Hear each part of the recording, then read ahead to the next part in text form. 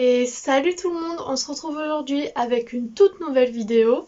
Aujourd'hui, je voulais revenir un peu sur la situation à Paris et notamment la nomination de Mauricio Pochettino à Paris. Donc voilà, Mauricio Pochettino en tant que supporter de Tottenham, c'est un coach que je connais beaucoup, que j'ai vu beaucoup entraîner à Tottenham.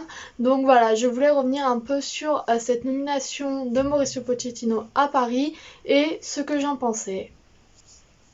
Comme d'habitude, avant de commencer vraiment cette vidéo, vous pouvez vous abonner, laisser un pouce bleu, ça me fait toujours plaisir et voilà.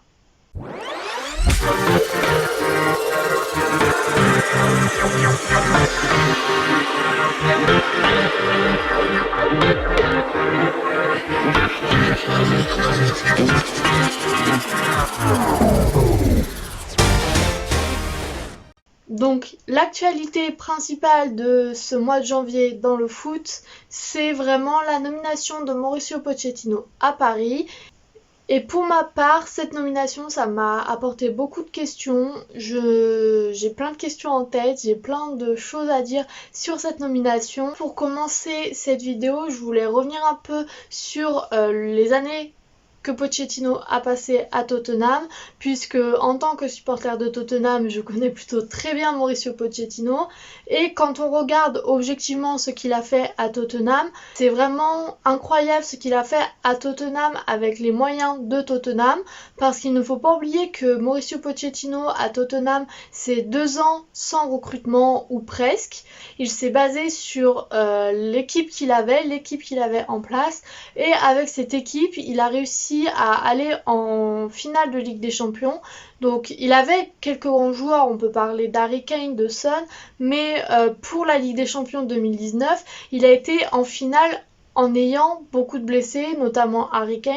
Donc on a vu qu'à Tottenham, ce qu'il a fait, c'est vraiment incroyable compte tenu des moyens qu'on lui a donnés. Il a passé 5 ans à Tottenham et il a quand même réussi à remonter le niveau du club. Et je pense que même si Pochettino n'a rien gagné à Tottenham, son travail est immense puisqu'il a permis de changer la dimension du club tout simplement. Il a permis à ce que Tottenham soit un peu plus reconnu en Europe et en Angleterre même. Et en tant que supportrice de Tottenham, Mauricio Pochettino, il sera toujours particulier pour moi puisque c'est lui qui m'a fait aimer Tottenham et c'est lui qui a fait changer Tottenham, qui a changé la dimension de Tottenham, qui a transformé la dimension de Tottenham. Après, en soi, se baser sur le passé de Tottenham, oui, c'est bien, mais je ne m'attends pas à ce que ça soit pareil à Paris, puisque Paris déjà vont lui donner plus de moyens, je pense personnellement. En tout cas, en termes d'argent, Paris a plus d'argent, donc Paris pourra potentiellement acheter plus de joueurs et des plus gros joueurs. J'ai quand même quelques petits doutes à Paris pour Pochettino parce que oui, c'est un grand coach, c'est un coach qui a des principes de jeu, qui a des valeurs de jeu, qui est très rigoureux. On l'a vu à Tottenham, c'était très rigoureux, on pouvait avoir facilement 2 séances d'entraînement et c'est cette rigueur qui me pose question à Paris. La France et l'Angleterre au niveau du travail, c'est pas la même chose. L'Angleterre travaille beaucoup plus sur les entraînements, la musculation, tout ça, sur le physique. Et est-ce que en France, les joueurs sont prêts à accepter cela? Pochettino, c'est quelqu'un qui fait très attention au physique de ses joueurs, à leur esthétique, à leur manière de vivre. Et est-ce que les joueurs de Paris sont prêts à cela? Est-ce que les joueurs parisiens sont prêts à cette rigueur de travail? C'est cela qui me pose question un peu à Paris parce que j'ai peur que Pochettino perde le vestiaire au bout d'un moment à cause de cette rigueur de travail qui n'est pas forcément partagée par tout le monde dans le vestiaire. Et ce point rejoint un peu le précédent. Est-ce que Pochettino saura faire avec les stars du vestiaire, avec Neymar, Mbappé? Tous ces joueurs-là, c'est des gros joueurs, c'est des joueurs avec un important salaire, avec une influence importante dans le club. Est-ce que Pochettino arrivera à les pousser à travailler comme il veut? Je pense notamment à Neymar et Mbappé qui ont du mal dans les replis défensifs. Est-ce que Pochettino arrivera à les faire jouer comme il l'entend? Voilà, c'est des questions que je me pose beaucoup. Et c'est pour ça que j'ai hâte de voir Pochettino entraîner le Paris Saint-Germain, parce que j'ai hâte d'avoir des réponses à mes questions, que ce soit positif ou négatif. Au moment où je tourne cette vidéo, le match de Saint-Etienne a eu lieu hier soir, donc on est jeudi, le match contre Saint-Etienne a eu lieu mercredi soir. C'est un match que j'ai regardé, c'est un match que j'ai suivi pour voir ce que ça donnait. Et le moins qu'on puisse dire, c'est que Paris n'a pas changé du jour au lendemain. Et bien entendu, ce n'est pas ce que j'attendais, puisque Pochettino est là depuis 2 jours. Il a eu à peine le temps, à mon avis, de se familiariser avec les joueurs, avec l'institution, avec tout ça. Donc le match de Saint-Etienne, je pense que c'est trop tôt pour apporter des conclusions, parce que le match contre Saint-Etienne, je ne pense pas que c'était les véritables intentions de jeu de Pochettino, puisque oui, en 2 jours, on ne peut pas révolutionner toute une équipe, et Paris, pour ce match-là, a fait du Paris de ce début de saison 2020-2021. C'est-à-dire que Mbappé, je ne sais pas quel est le problème, je n'arrive pas à comprendre ce qu'il se passe avec Mbappé, mais c'est sûr que pour ce match-là, il n'était pas très visible, on va dire. Il participe fortement au but de Moise Kean, au but de l'égalisation, mais sinon on ne l'a pratiquement pas vu, et c'est quelque chose qui est très redondant en ce début de saison.